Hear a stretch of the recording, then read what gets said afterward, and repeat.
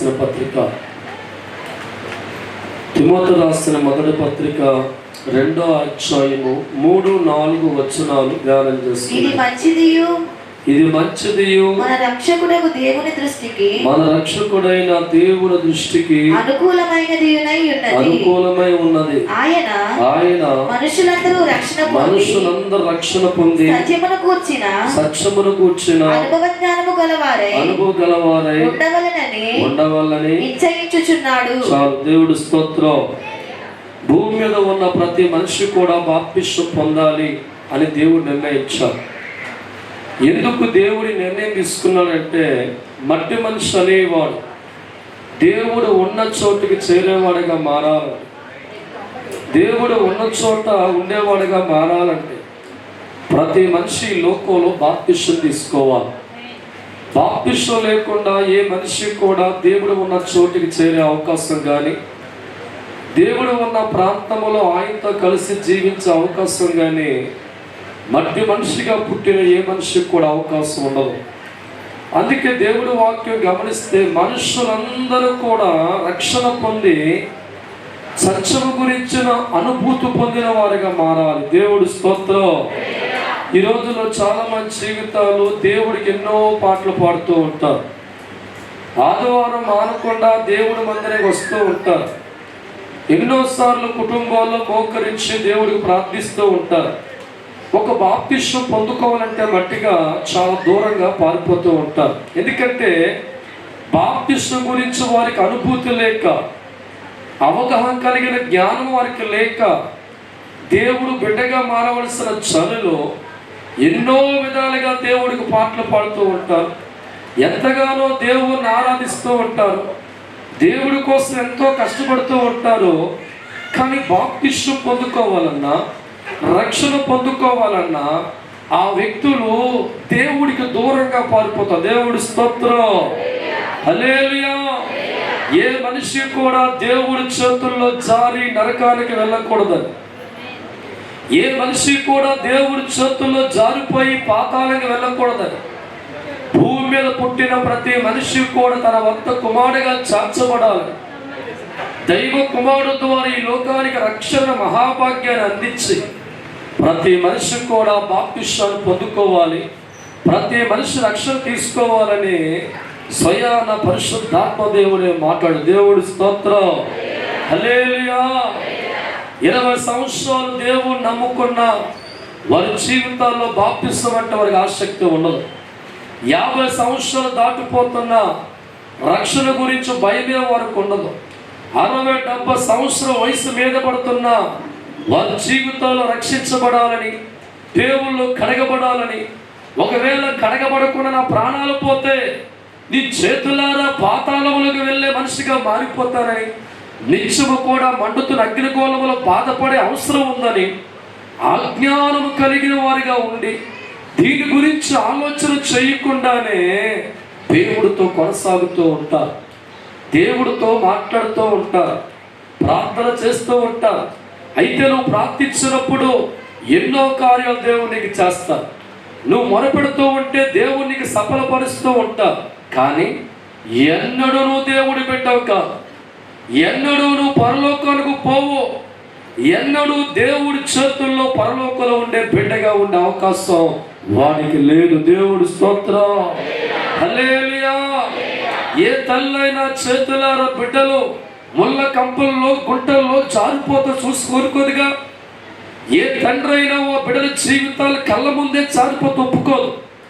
బిడ్డల చేతుల్లో తన చేతుల్లో ఉండాలని, ఆ చెయ్యి బలంగా పట్టుకున్నవాడిగా ఉండాలని, అలా పట్టుకున్న బిడ్డ పట్ల ముళ్ళ కప్పల్లో జారిపోకుండా కాపాడుకోవాలని ఒక తల్లి తండ్రిగా తన కలిగిన బిడ్డల గురించి ఆలోచన చేసినట్లుగా పరలోక తండ్రి అంటున్నాడు, మనుషులందరూ రక్షణకు సత్యమెరిగి ఉండాలా. ఏ మనిషి కూడా భూమి మీద బతికిన వాడు నరకానికి వెళ్ళే వ్యక్తిగా ఉండకూడదు. పరలోకములో దేవుడు ఉండే స్థానాన్ని చేర్చబడాలంటే వేరే మార్గాలు ఉన్నాయా ఆలోచిస్తే ఏ మార్గం మనకు కనబడతాయి. ఒక ఊరు హైదరాబాద్ వెళ్ళాలంటే ట్రైన్ మార్గాలను వెళ్ళొచ్చు, విమాన మార్గాల్లో వెళ్ళొచ్చు, బస్సు ద్వారా వెళ్ళొచ్చు. కానీ దేవుడు ఉన్న చోటికి మట్టి మనసు వెళ్ళాలంటే ఒక రక్షణ మార్గం ఒకటే ఉంది. దేవుడి స్తోత్రం, హల్లెలూయా. ఈరోజు చాలా మంది జీవిత రక్షణ విలువ తెలియక వారు కొన్ని మాటలు పలుకుతూ ఉంటారు. మా పిల్లకి పెళ్ళే తీసుకుంటా సాయన, దేవుడి స్తోత్రం. ఇలా పోతే హల్లెలూయా, బిల్డింగ్ కడితే బాప్తిస్మం పొందుకుంటాను, పిల్లకి పెళ్లి చేస్తే బాప్తిస్మం పొందుకుంటాను, నా కొడుకు ఉద్యోగం వస్తే రక్షణ చెప్పే నీ జీవితంలో ఎప్పుడు పోతావో నీకు నాకు తెలీదురా. ప్రతి దానికి కూడా గ్యారంటీ కార్డు ఈ లోకం ఇస్తుంది. ఒక ఫ్యాన్ అడిగితే గ్యారెంటీ 1 year చెప్తాడు. ఒక ఫ్రిడ్జ్ కొనుక్కొని అడుగుతాం, మన గ్యారంటీ ఎన్నాలని అడిగితే 10 సంవత్సరాలు అంట. కానీ మట్టి మనిషి జీవితంలో గ్యారంటీ కార్డు ఎవడు ఎత్తాడంటే ఎవడు దేవుడి స్తోత్రం. ఎందుకంటే బుడగలో గాలి చేపి దాని విలువ, ఆ గాలి పోయిన తర్వాత ఏమవుతుంది? దేవుడి స్తోత్రం. ఎప్పుడు ప్రాణాలు పోతాయో తెలియని జీవితం వెళ్ళిపోయిన ఈ జీవితంలో ఎందుకు రక్షణ వెనకాడుతున్నావు? ఎందుకు బాప్తిస్మం వెనకాడుతున్నావు? జీవితంలో దేవునికి ఉచితంగా ఇచ్చే దీన్ని బట్టి అర్థం కావట్లేదా? విలువైన వస్తువుని చేతికొత్తే భద్రంగా దాచుకుంటావు, అదే ప్రియగొత్తే నీకు అర్థం కాదు.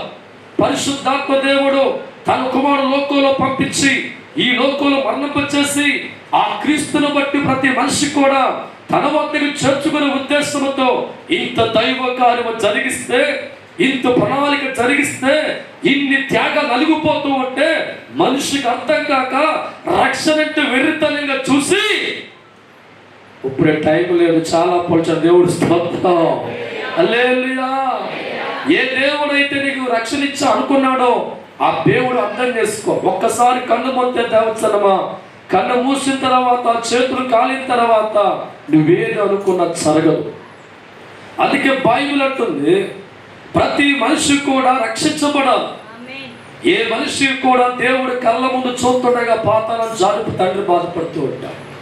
ఈ బాప్తిస్మ కార్యక్రమాన్ని ఈ రోజుల్లో తీసుకోవాలంటే ఎందరికో చెప్పాలా? ఒక బాప్తిస్మ కార్యక్రమం పొందుకోవాలంటే అమ్మగా చెప్పాలి, నాన్నగా చెప్పాలి, అక్కగా చెప్పాలి, బావ చెప్పాలి, కొయిటోలో ఉన్నవాడు చెప్పాలి, దోషుడు చెప్పాలి. వీళ్ళందరి దగ్గరికి వెళ్ళి నేను బాప్తిస్మం తీసుకుంటాను, మీ అభిప్రాయం ఏంటి? దేవుడు స్తోత్రం. అదే ఒక పాపము చెయ్యి ఎవరు చెప్తున్నారు? నీవు ఒక చెడు పని చెయ్యాలంటే మీ అమ్మతో పంచుకుంటున్నావా? మీ నాన్నతో పంచుకుంటున్నావా? నీ భర్తతో పంచుకుంటున్నావా? నీ భార్యతో పంచుకుంటున్నావా? నీ చుట్ట పంచుకుంటున్నావా? ఒక చెడ్డ పని చెయ్యాలంటే ఎవడు పర్మిషన్ అవసరం లేకుండా ఆ కార్యక్రమంలో కూర్చుంటున్నావు.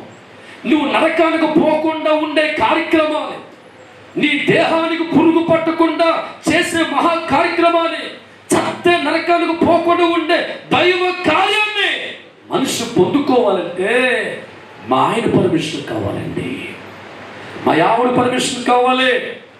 ఎక్కడో దుబాయ్ కంట్రీ నా కొడుకు పనిచేస్తున్నాడు అడుగు మాట చెప్పాలి. దేవుడు స్తోత్రం, హల్లెలూయా. నీ జీవితం నీ చేతుల్లో తప్పని పత చేతులు లేదు. బాప్తిస్మం అనేది వ్యక్తిగత విషయం, రక్షణ ఆత్మ సంబంధమైనది. నువ్వు బాప్తిస్మం తీసుకుంటే నీతో నీ భర్త పరలోకం రాడు, నీ భర్త రావు. దేవుడి స్తోత్రం. ఎవరి రక్షణ వారే సంపాదించుకోవాలి. దేవుడి స్తోత్రం, హల్లెలూయా. ఈనాడు ఎంతో మంది జీవితాలు దేవుడితో ఉన్నా, దేవుడు వాక్యం విన్నా, నడుస్తున్నా, ఎన్నో కార్యాల కోసం ప్రార్థించే వ్యక్తులుగా ఉన్నా, ఎన్నో అద్భుతాలు చూసేవారిగా ఉంటారు. కానీ ఒక రక్షించబడే కార్యక్రమం అంటే దేవుడికి దూరంగా పారిపోతారు. దేవుడి స్తోత్రం. ఈ పారిపోయి ఇప్పుడు తెలియదురా.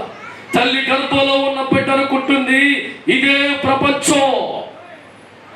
తల్లి గర్భంలో ఉన్న బిడ్డ అనుకుంటుంది ఇదే ప్రపంచము, ఇదే లోకం అనుకుంటుంది.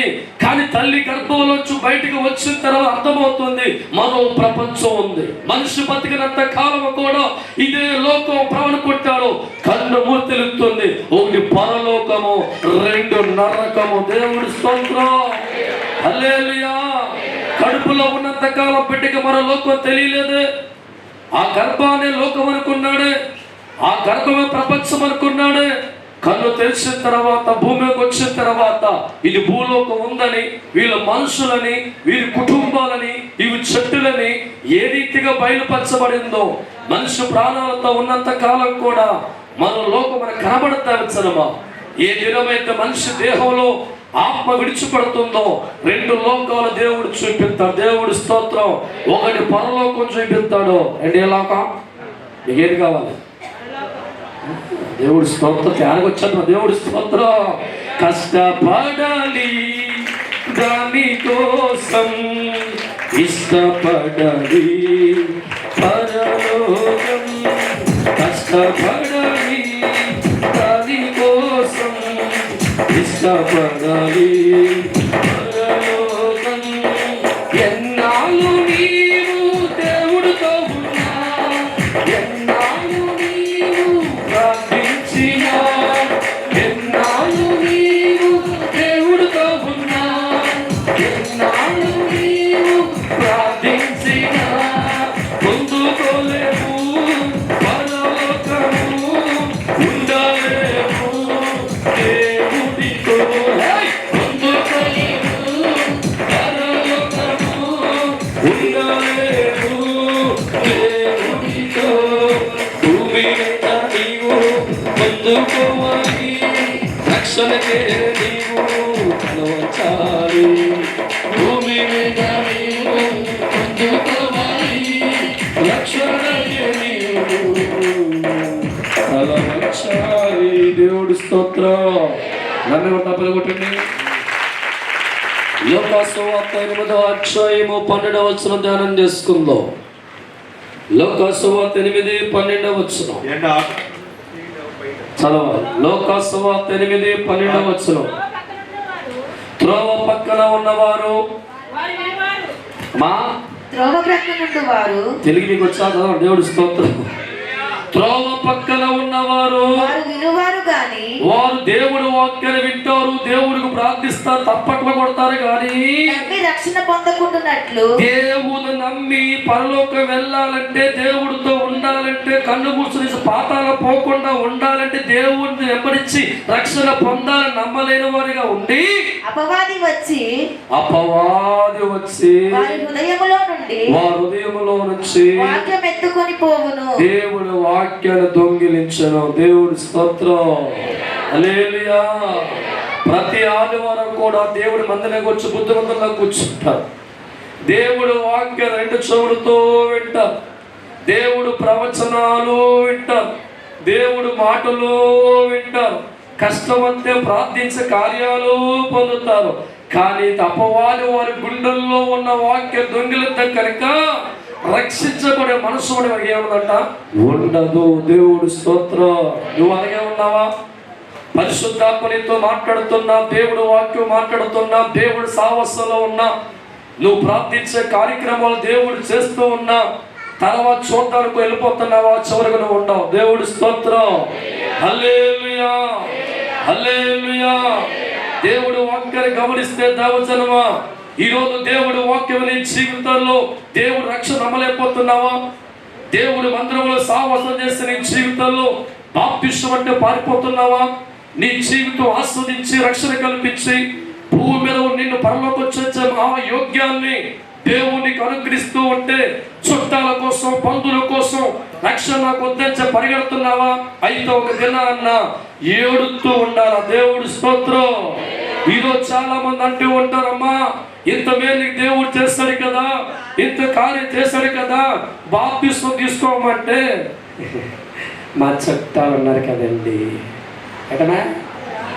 ఏంటమ్మా మా చుట్టాలు ఏమనుకుంటారు, మా బంధువులు ఏమనుకుంటారు? ఈ రోజు నువ్వు వారి గురించి నువ్వు ఆలోచిస్తే నీకు బాగు చేస్తుంది ఎవరు? నీకు అన్నం పెడుతుంది ఎవరు? నీకు ఆరోగ్యం ఇచ్చింది ఎవరు? ఇవన్నీ దేవుడు చేయగలడు. కానీ రక్షణ లేకపోతే మట్టిగా దేవుడు వల్ల కూడా కాదు, పరలోకం ఎవరు? దేవుడు స్తోత్రం. ఎందుకో తెలుసా? ఈ దేశాన్ని విడిచిపెట్టి దుబాయ్ వెళ్ళాలంటే వాళ్ళు అడుగుతారు నీ పేరంటే, టోటల్ బాడీ అంతా స్కాన్ చేయడం. దేవుడు స్తోత్రం. హల్లెలూయా. ఈ గడ్డ విడిచిపెట్టి మరో గడ్డకు వెళ్ళాలంటే ఆ దేశం కోరుతుంది నీ ఒంట్లో ఆరోగ్యం ఉందా, యాక్టివ్ గా ఉన్నావా, అన్ని పర్ఫెక్ట్ గా ఉన్నాయా, బాగు పైన మచ్చలు ఉన్నాయా, లోపల ఏమైనా ఉన్నాయా, నీ ఆధార్ కార్డు సరిగా ఉందా అని చెక్ చేసిన తర్వాత నీ ఆధార్ కార్డు కరెక్ట్ గా ఉంటే, నీ రేషన్ కార్డు కరెక్ట్ గా ఉంటే, తల ఇంటికాంచి కాలు గోరు వరకు ఇది పర్ఫెక్ట్ హెల్త్ అని చూస్తే ఒక ముద్ర గుంతుతో కమాన దేశానికి దేవుడి స్తోత్రం. హల్లెలూయా. ఇంటి పేరు తేడాగా ఉన్నా, ఒంటి పేరు తేడాగా ఉన్నా, లోపల మచ్చలు కలిగి ఉన్నా వాళ్ళు చెప్తారు నీకు అవకాశం లేదమ్మా. ఈ దేశాన్ని విడిచిపెట్టి వేరే దేశం వెళ్తానికే ఇన్ని రకాల ఆధారం అడుగుతున్నప్పుడు, ఈ లోకాన్ని విడిచిపెట్టి మట్టి పురుగువి, చదపట్టేవాడివి, చెత్త పూడ్చిపెట్టే నేను దేవుడు రాజ్యం వెళ్ళాలని అడుగుతున్నాడు. రక్షణ నీకుందా? దేవుడి స్తోత్రం. హల్లెలూయా, హల్లెలూయా. బాప్తిస్మం లేకుండా ఏ మనిషి పరలోకం వెళ్ళే అవకాశం లేదు. రక్షణ లేకుండా ఏ మనిషి వెళ్ళడం. ఎన్ని సంవత్సరాలు దేవుడితో ఉన్నా, ఉపవాసాలతో ప్రార్థన చేసిన, దేవుడి కోసం 100 కోట్ల ఆస్తులు ఇచ్చిన, నో ఎంట్రీ పరలోకం. దేవుడి స్తోత్రం. మనసు మార్చుకొని, హృదయం మార్చుకొని, ఏ దేవుని బట్టి నువ్వు అన్నం తింటున్నావో, ఏ దేవుని బట్టి బలపడుతున్నావో ఆ తండ్రి నీకు ఇచ్చే అవకాశాలు వాడుకొని రక్షణ పొందుకొని దేవుని మందిరములో కొనసాగుతూ ఉంటే నీ కొరకు సకల దేవదూతలు అంటాయి స్వాగతం. దేవుడి స్తోత్రం. హల్లెలూయా. ఈరోజు ఎంతో మంది భక్తులుగా పేరు చెప్పుకున్నవారు దేవుడు నమ్ముకుంటారు, కానీ రక్షణ అంటే చుట్టాలు గుర్తొస్తారు, బంధువులు గుర్తొస్తారు, స్నేహితులు గుర్తొస్తారు, అందరు గుర్తొస్తారు. దేవుడి స్తోత్రం. అక్కడ నీకు ఎవడు గుర్తురాడు. ఇక్కడ ఉన్న వారందరూ ఇంతో రారు. అక్కడ ఒక్కడవే ఏడవాలా అడుగు, నాతో నరకం పంచుకో. దేవుడి స్తోత్రం. హల్లెలూయా.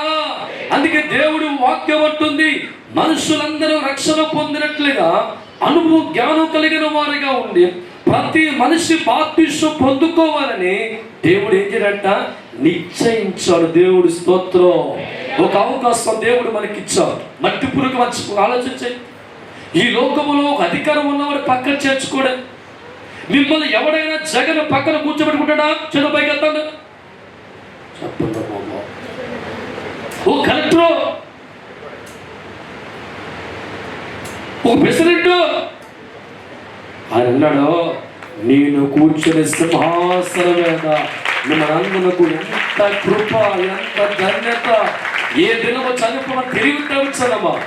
నిర్లక్ష్యం చేస్తున్న వ్యక్తిగా ఉంటే, యుగయుగాలు బాధపడే వ్యక్తిగా ఉంటావు. దేవుడు నమ్ముకున్నావు, ప్రార్థిస్తున్నావు, నీకు దేవుడు అన్నం పెట్టవు, నీకు శాశ్వతంగా నీకు వద్దా?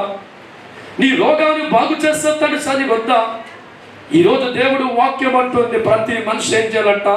రక్షణ పొందాల. దేవుడి స్తోత్రం. కీర్తన గ్రంథం 13వ అధ్యాయము 5వ వచనం ధ్యానం చేసుకుందాం. కీర్తన 13:5 వచనం. నేనైతే నీ కృపయందు నమ్మిక ఉంచి ఉన్నాను. నీ రక్షణ పొందడానికి విషయమై నా హృదయము ఏడుస్తూ ఉందయ్యా అన్నాడు దేవుడి స్తోత్రం. ఈరోజు చాలా మంది బాప్తిస్మం అంటే వెనక్కు పారిపోయి బ్యాచ్ చాలా మంది అంటారు. దేవుళ్ళు కడగబడాలంటే చుట్టాలు, బంధువులు అందరూ గుర్తొస్తారు. కానీ ఈ భక్తుల విషయం గమనిస్తూ ఉంటే, నాలాంటి వాడు జీవితం రక్షిస్తున్నావా తండ్రి? నేను చత్తే పురుగులు పట్టే దేహాన్ని కలిగి ఉన్నాను. నా జీవితం పాతాళం వెళ్ళవలసిన వాడిగా ఉన్నాను. ఇటువంటి నా జీవితంలో నా దేహం పురుగులు పట్టకుండా, నేను పాతాళం చేరకుండా నాలాంటి రక్షిస్తున్నావా తండ్రి అని రక్షణ గురించి ఆనందం ఏంటంట లోపల పొంగుతూ ఉంది. దేవుడి స్తోత్రం. అదే మన జీవితాల్లో హస్బెండ్ 4 కాసులు బంగారం కూడా పొంగిపోతుంది. దేవుడి స్తోత్రం. హల్లెలూయా, హల్లెలూయా. బ్యాంకులో 6 కోట్లుంటే పొంగిపోతూ ఉంటాం. నెక్లెస్ కొనుక్కుంటే పొంగిపోతూ ఉంటాం. కానీ భక్తుడు రక్షణ దేవుడు తినడంట ఆనందం తప్ప. దేవుడి స్తోత్రం. ఎందుకో తెలుసా? నా జీవితాన్ని కోరుకునే దేవుడికి బిడ్డగా మారిపోతున్నాను. మట్టి మనిషిగా భూమిలోకి పోయే బిడ్డను నేను. నా తండ్రి చెంత చేరే అవకాశం నాకు ఇస్తున్నాడు. నా దేవుడితో ఉండే మహాభాగ్యం ఇస్తున్నాడు. ఇంత ధన్యకరమైన వరం దేవుడు నాకు ఇస్తే చెప్పి రక్షించబడుతున్నందుకు ఆనందపడుతునిగా మారి హృదయం ఉప్పొంగి దేవుడిని ప్రార్థన. దేవుడి స్తోత్రం. హల్లెలూయా. ఆ సంతోషం నీకు ఉందంట్రా. డబ్బులు చూస్తే ఆనందపడతావు, డబ్బుతో వెళ్ళిపోతావా? బంగారం అంటే చక్కెర గుర్తో బంగారాన్ని కాపాడుతుందా? నరకం తప్పించబడాలంటే నువ్వు సంపాదించుకున్న ఉద్యోగం, సంపాదించే వ్యాపారాలు, బ్యాంక్ బ్యాలెన్సులు, కోట్ల ఆస్తులు సమస్తము రక్షించబడే కావు, కానీ ఒక్క దేవుడు మాత్రమే మన జీవిత రక్షించ. దేవుడి స్తోత్రం. పాపము నుండి విడిపించే నాదుడెవరు, నరకము నుండి తప్పించే దేవుడెవరు, పాపము నుండి విడిపించే నాదుడెవరు. ఏడో పాట. నరకము నుండి తప్పించే దేవుడెవరు, నీ డబ్బు నిన్ను నడిపించలేదురా, నీ ధనము నిన్ను కాపాడలేదురా, నీ డబ్బు నిన్ను విడిపించలేదురా, నీ ధనము నిన్ను కాపాడలేదురా. విడిపించాలన్నా కాపాడాలన్నా, విడిపించాలన్నా కాపాడాలన్నా యేసునాథుడే శరణమన్నా, యేసునాథుడే శరణమన్నా, యేసునాథుడే శరణమన్నా, యేసునాథుడే శరణమన్నా. పాపము నుండి విడిపించే నాదుడెవరు, నరకము నుండి తప్పించే దేవుడెవరు. నీ పాపం నా పాపం మోసినాడురా, సిలువ రక్తం ద్వారా కడిగినాడురా. నీ పాపం నా పాపం మోసినాడురా, సిలువ రక్తం ద్వారా కడిగినాడురా. నువ్వు పరిశుద్ధుడిగా మారాలని, తండ్రికి కుమారుడిగా చేరాలని, నువ్వు పరిశుద్ధుడిగా మారాలని, తండ్రికి కుమారుడిగా చేరాలని. యేసు యేసు యేసు యేసు యేసు యేసు యేసు కోరిక, యేసు యేసు యేసు యేసు యేసు కోరిక. హల్లెలూయా. దేవుడు కోరుకున్న రక్షణ భాగ్యాన్ని ఏ మనిషి నిర్లక్ష్యం చేయకుండా దేవుడు ప్రాణాలతో ఉన్నప్పుడు నీకు ఇచ్చే అవకాశాలు కోరుకో. ఈరోజు నీ జీవితంలో దేవుడు మందిరంలో ఉన్నప్పుడు ఆ తండ్రి సొంతకు మార్చుకోవాలి. ఎప్పుడు గమనించిన వచ్చాను, యేసుక్రీస్తు లోకానికి వచ్చిన తర్వాత ఆయన ఎందుకు బాప్తిస్మం పొంది ఆలోచించాడు. దేవుడు కుమారుడే కదా, దైవ కుమారుడే కదా. యేసుక్రీస్తు బాప్తిస్మం కోసం యోనా దగ్గరికి వెళ్తున్నాడు. అయ్యా నీకు బాప్తిస్మమా? సర్వోన్నతమైన దేవుడు కుమారుడువే, లోక రక్షకుడిగా ఉన్నావే, అయ్యా నీకు బాప్తిస్మమా? నా వల్ల కదంటే అనడు. లోకమంతటి వాడు చేయవలసి ఉన్నది యోహాను. దేవుడి స్తోత్రం. హల్లెలూయా. నీకు దేవుడిగా ఈ లోకానికి రాలా, మట్టి మనిషిగా ఈ లోకానికి వచ్చాను కనుక, నేను చనిపోయిన తర్వాత నా దేహం పురుగులు పట్టకూడదు కనుక, మహిమ కలిగిన దేహముగా నేను మారాలంటే నాకు వాక్య ప్రకారముగా నేను మొదట వాడిగా రక్షించేవాడి వరకు మారాలి. నా దూర వెనక అనేక రక్షణ ద్వారా తండ్రి స్థానం రావాలి. దేవుడి స్తోత్రం. నువ్వు నమ్ముకున్న దేవుడే బాప్తిస్మం పొందుకుంటే నువ్వెందుకు ఏడుస్తున్నావు? నువ్వు ఆరాధించే దేవుడు సత్య పరలోకి పోనని, మనిషిగా పుట్టాను కనుక రక్షించబడాలని ఒక మార్గాన్ని చూపించి ఆయనే మార్గదర్శిగా ఉండి ఏక రక్షకుడిగా ఉంటే ఆ దేవుడిని ఆరాధిస్తున్నావు. 30 సంవత్సరాలు దేవుడితో ఉంటున్నావు, కార్యాలు కోరుకుంటున్నావు, మేలు కోరుకుంటున్నావు, అన్నీ నీకు ఇచ్చి అన్నీ ఇచ్చుకుంటున్నాడు. కానీ అంటున్నావు బాప్తిస్మం అంటే పారిపోతున్నావు. ఆస్తులు మొత్తం సంపాదించి నరకానికి పొందినవంతులు. ఈ లోకములు అన్ని సంపాదనతో పాటు మొదటగా వేచపరచుకోవాలి, రక్షణ సంపాదించుకోవాలి. దేవుడి స్తోత్రం. ధనాన్ని కలిగి ఉన్నా, ఆస్తులు కలిగి ఉన్నా, మేడలు కలిగి, విద్యులు కలిగి ఉన్నా, ఇది నీకు లేకపోతే ఇక్కడ ధనవంతుడు కావచ్చు, అక్కడ నరకములో ఏడుస్తూ ఉంటావు, కన్నీరు కారుస్తూ ఉంటావు. ఈరోజు ఎంతో మంది జీవితాలు ప్రభువు నమ్ముకుంటారు, కార్యాలు కోరుకుంటారు, పాటలు పాడుతూ ఉంటారు, ఉపవాసం ఆరాధిస్తూ ఉంటారు, జపాలు తపాలు మందిరంలో చేస్తూ ఉంటారు. కానీ బాప్తిస్మం పొంది సొంత బిడ్డగా మారాలంటే మట్టిగా లోకమంతా వారికి ఒక హామీ ఇవ్వాలి. దేవుడి స్తోత్రం. హల్లెలూయా. చుట్టాల గురించి ఆలోచిస్తావు, బంధువుల గురించి ఆలోచిస్తావు, పెద్దల గురించి ఆలోచిస్తావు, అందరి గురించి ఆలోచించే నీవు నీ బతుకుని ఏం చేస్తావురా? వీళ్ళందరూ ఏమనుకుంటా ఆలోచించే నీవు నీ జీవితం రక్షణ లేకపోతే నరకాలు పోతుంది అని ఆలోచన నీకుందా? ఉందా? అందరి గురించి నువ్వు ఆలోచించావు, నీ బతుకు చారిపోతుంటే వదులుకుంటున్నావు. చుట్టాల గురించి నువ్వు ఆలోచించేసావు, నీ గురించి మర్చిపోయావు. నీ బిడ్డల గురించి నువ్వు ఆలోచన చేస్తావు, నిన్ను పాతాళం వేసుకుంటున్నావు. లోకంలో ఉన్న ప్రతి ఒక్కరు ఏమనుకుంటే పాపం చేతనవేనా? దేవుడి స్తోత్రం.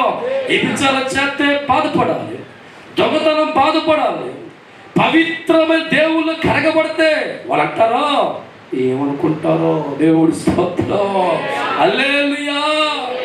దేవుడు కూడా నువ్వు రక్షణ లేకపోతే చచ్చగంటాడు, నువ్వు ఎవడవో నాకు తెలియదు పో. దేవుడి స్తోత్రం. హల్లెలూయా. అపోస్తలుడైన పౌలు జీవితం గమనిస్తే ప్రభు ప్రేమ తెలియనప్పుడు, దేవుడు ప్రేమ అర్థం కానప్పుడు దమస్కు మార్గంలో పగవాడిగా మారి తన బిడ్డ చంపుతూ వెళుతూ ఉంటే మార్గములు అడ్డుపడ్డాడు. అంటాడు యేసుప్రభువారు, సౌలా సౌలా నన్నెందుకు నీవు ఇస్తున్నావు? దేవుడి స్తోత్రం. ఎవరవయ్యా? నేను ఎప్పుడు కొట్టాను? నేను ఎప్పుడు కొట్టాను? నా రక్తంలో కడగబడిన బిడ్డ కొట్టినప్పుడు ఆ దెబ్బ నాకు తగిలింది తప్ప. దేవుడి స్తోత్రం. అంటే బాప్తిస్మం ప్రతి దేహంలో ఎవరుంటున్నారు? యేసయ్య ఉంటున్నాడు. దమస్కు మార్గములో ప్రజలు బాధపడుతూ ఉంటే, ప్రజలు కొడుతూ ఉంటే ఆ దెబ్బ తగిన ఎవరికి? యేసు ప్రభు వారికి. ఆయన అంటున్నాడు, సౌలా నేను ఎందుకు బాధపడుతున్నావు, ఎందుకు హింసపడుతున్నావు అని. జనులు కొట్టిన సందర్భంలో తన బాధపడ్డాడు. అంటే ఎవరైతే రక్షించబడ్డారో వారి ఆత్మలో, వారి దేహములో ఎవరు చూస్తారంటమ్మా? నజరేయుడైన యేసయ్య. దేవుడి స్తోత్రం. ఆ కమ్మన మాటలు విన్న సౌలు వెంటనే చూపోయాడు.